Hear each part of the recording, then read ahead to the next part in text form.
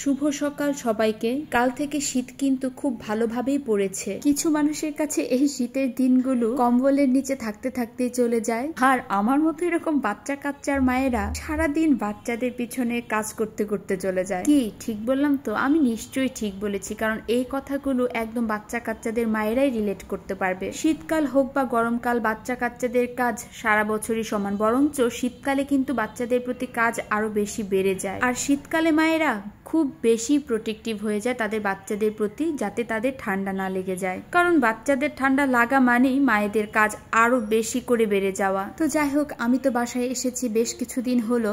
আজ ঘুম থেকে উঠতে উঠতে 10:30 বেজে গিয়েছে। তো সকালবেলায় চা খেয়ে ফেলেছি, আর বাচ্চাদের জন্য যে নুডলস নিয়ে বসেছি, তাদেরকে সকালে নাস্তাটা তাড়াতাড়ি শেষ করে টুকটাক কিছু কাজ করব ভেবেছি। কিন্তু ইদানিং শ্রেষ্ঠা এত খাবার নিয়ে মর্জি করে, ঠিক ভালোভাবে সে খাবার খেতেই চায় না। কিন্তু কি আর করা, তাকে ধৈর্য সহকারে খাবারটা শেষ করানোর একটু চেষ্টা করছি।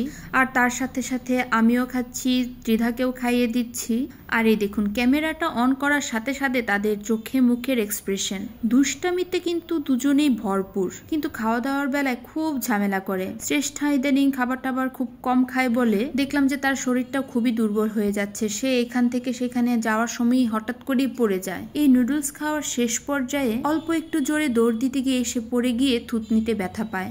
দেখবেন সকালের যে দোল খাওয়ার ভিডিওগুলো ছিল সেখানে কিন্তু সে থুতনিতে বেশ ভালোই ব্যথা পেয়েছে। যাই হোক, কথা বলতে বলতে এদিকে সকালের খাবার টাবার শেষ, আর আজকের দিনটা একদম মেঘলা করে রয়েছে। আর তার সাথে শীতের হালকা বাতাস আর প্রচন্ড ঠান্ডা। হালুয়াঘাটে কিন্তু বেশ ভালোই ঠান্ডা পড়েছে। আচ্ছা, আপনারা কোন জায়গা থেকে আমার ভিডিওটা দেখছেন আর ময়মনসিংহ থেকে কারা দেখছেন তারা কিন্তু অবশ্যই আমাকে কমেন্ট বক্সে জানাবেন।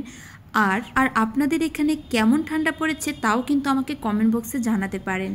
তো এই তো, যেহেতু সকালবেলা দেরি করে ঘুম থেকে উঠেছি, সকালে নাস্তাটাও দেরি করে হয়েছে, তবে মার রান্নাবান্না কিন্তু একদম খুবই তাড়াতাড়ি হয়ে গিয়েছে। তো আজকে মার রান্নায় ছিল আলু, সিম আর সরিষা বাটা দিয়ে একটা চচ্চড়ি, আর তার সাথে ছিল এই যে কাতল মাছের কালিয়া। যারা আমার নিয়মিত ভ্লগ বা ভিডিও দেখো তারা কিন্তু অবশ্যই জানো আমি কাতল মাছের কালিয়া খেতে ভীষণ ভালোবাসি। আর আমি এসেছি বলে মা রান্নাও করেছে। আমি যা যা পছন্দ করি সেগুলো মা রান্না করে খাওয়ানোর আসলে চেষ্টা করে। এমন না যে আমি শ্বশুর বাড়িতে না খেয়ে থাকি, তা কিন্তু মোটেই নয়। তবে মা নিজের হাতে একটু রান্না করে খাওয়াবে, তাতেই মনে হয় মায়েদের একটু শান্তি। আর এই কাতল মাছের কালিয়াটা খেতে এত ভালো হয়েছিল, আর সাথে যে কিশমিশ গুলো দিয়েছিল সেগুলো যখন মুখে পড়ছিল লাগছিল বেশ ভালো।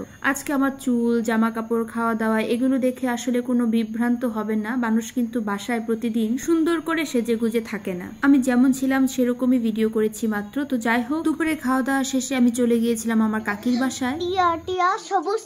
ঠোঁটটি তোমার লাল, আজকে তুমি যাবো না আবার সকাল।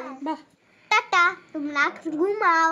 তো সন্ধ্যাবেলা কাকির বাসায় গিয়ে দেখলাম এই পাখি দুটো রাজা এনেছে। রাজা হলো আমার কাকাতো ভাই। পাখিগুলোর নাম নাকি বানজারা পাখি। আপনারা এই পাখিগুলোকে কি নামে রাখেন আমাকে কিন্তু অবশ্যই কমেন্ট বক্সে জানাবেন। আর ফিরে এসে রাতের বেলা দেখি বাইরে প্রচন্ড কুয়াশা। এটা তো মাত্র শুরু, আরো তো দিন বাকি আছে কুয়াশা বা ঠান্ডা পড়ার। তো যাই হোক, আমার ভিডিওটা আজকে তাহলে এখানেই শেষ করছি। সবাই ভালো থাকবেন। যারা এতক্ষণ পর্যন্ত আমার পুরো ভিডিওটি দেখেছেন সবাইকে অনেক ধন্যবাদ। সো আজকের মতো এখানেই। So tata.